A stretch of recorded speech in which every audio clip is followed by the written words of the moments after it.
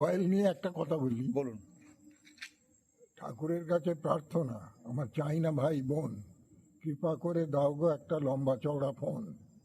মামা মামি চাই না, আমি চাই না মাসি পিসি, জীবন আমার ধন্য করো দিয়ে একটা এসি।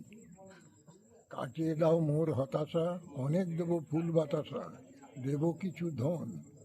আশিস আমার মাথায় ঝরায়ে, বাবা মায়ের বোঝা সরায়ে, লাও গো আমার মন। বাহ। আচ্ছা, আপনিও তো পাশে বসে আছেন, আপনার অনেক নাম আমি শুনেছি, আপনি হাওড়ার দিকে থাকেন। একটা ছোট্ট আপনিও কবিতা হোক বা একটু হাস্য রসযুক্ত কিছু একটা শোনান না।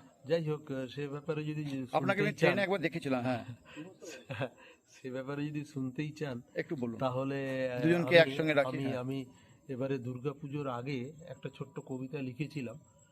দুর্গাপুজোর আগে লোকের মনে হয়েছিল এবারে পুজো বোধহয় বৃষ্টিতে ভেসে যাবে, হ্যাঁ, ঠাকুর দেখা যাবে না, কিন্তু দেখা গেল পঞ্চমীর সকালেই আকাশ নীল হয়ে গেছে। তখন আমি একটা কবিতা লিখে ফেললাম, বলুন, নীল বলুন, আকাশ বলুন, থেকে। বলুন। কবিতাটা লিখেছিলাম, চেয়ে দেখো সুনীল আকাশ, মেঘেরা গেছে কৈলাসে, মর্তবাসী চাঙ্গা হয়ে ঠাকুর দেখো উল্লাসে। বাহ। ব্যবসায়ীরা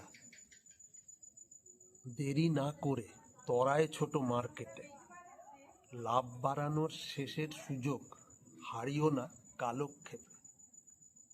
কোথায় যাবে, কি কি খাবে, দেখবে ঠাকুর রাত জেগে, আজকে থেকেই প্ল্যান করে নাও সবাই মিলে একসাথে। বাহ, বাহ, বাহ।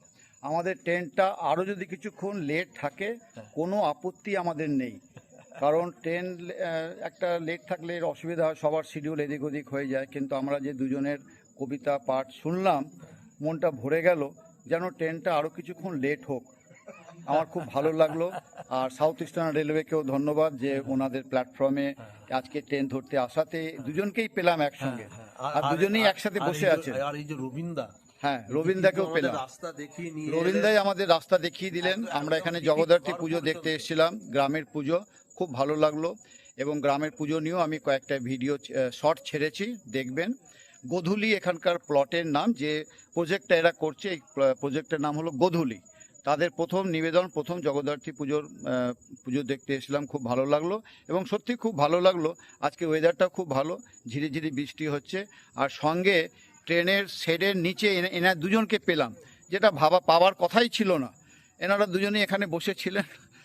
ট্রেন একটা বেরিয়ে গেল, পরের ট্রেনটা আসবে, আমরা দাঁড়িয়ে আছি মুখ শুকিয়ে কখন ট্রেন আসবে। ইনি আমাদের যেচে ডাকলেন যে একটা বিরক্ত করব, এনার বিরক্তটা আমার কাছে খুবই ভালো লাগলো।